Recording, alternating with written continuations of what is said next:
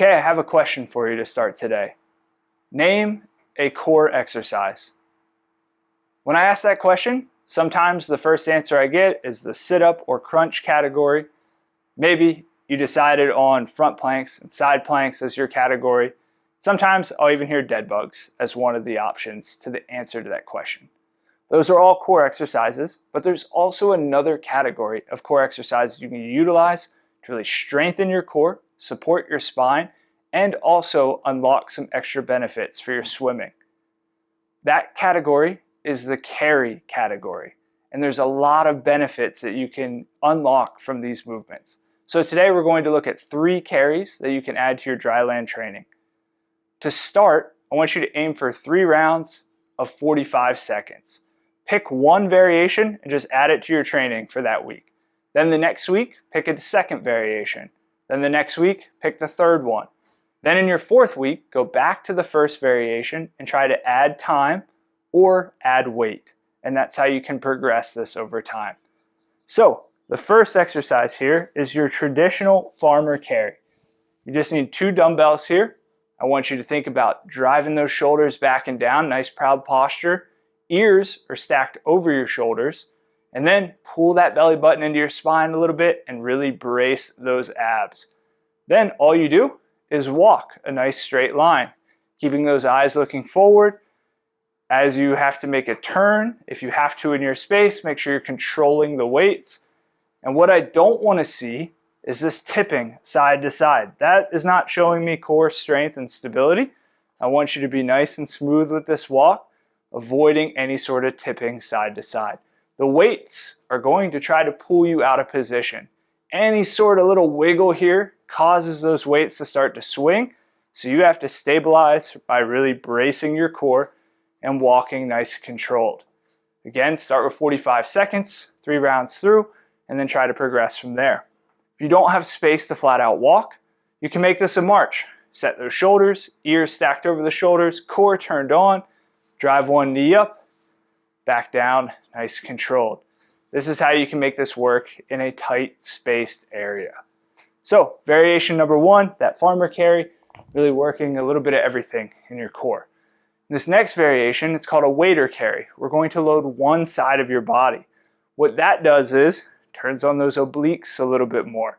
Because we're only loading one side, the obliques have to turn on to really avoid that tip side to side. Your goal is to make it look even as you walk. So for this variation, grab one dumbbell, set yourself up so your wrist is stacked over your elbow or close by. You're holding that weight on one side, ears stacked over your shoulders, nice strong brace, and then walk nice and steady here. Again, whenever you have to turn, make sure you control that turn and try to keep everything nice and strong. Starting with 45 seconds on each side, and then you can either try to progress the weight or the time in later weeks. This one's also working your shoulder. So not only are we getting that core involved, we're working on that overall shoulder strength. Really focus again on controlling any sort of rotation or turns and keeping everything nice and stable. You'll feel that shoulder turning on, you'll feel that core trying to brace. And again, if you're short on space, set up here, arm where you need it for a little bit of balance, and march in place. Really think about keeping that good posture. So that was the wader carry. That one's hitting a little bit more of that shoulder, that deltoid. It's also working those obliques a little bit more. That farmer carry we did first, the beauty of that one is you're holding the weights here, we're getting a lot of core stability, also working your grip strength and that forearm strength as well. Really helpful for that pull in the water. So some extra benefit there. Final one is called a high-low carry. It's just going to combine both of them that we just did. So you need both dumbbells again. One arm stays low. One arm is set up in that wader carry position. Same cues with your head, your shoulders back, core turned on, and then you're just walking that nice steady line. Control any turns.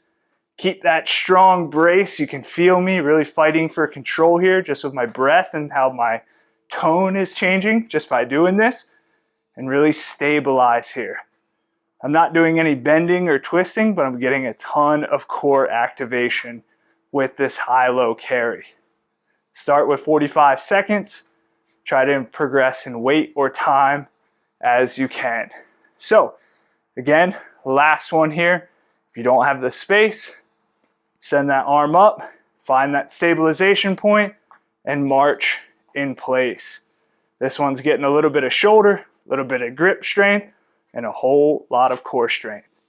So if you ever just need a change of pace, you don't really have any pain with core training, you're able to do a lot of the movements that we talked about in the beginning, those crunches, those sit-ups, that's fine. Now you have another exercise you can add in, or 3 different exercises you can add in for a little bit of variety. If you do not feel the most comfortable doing some of those other core movements, now you have a whole nother category you can utilize to still train your core and get away from some of that pain and discomfort.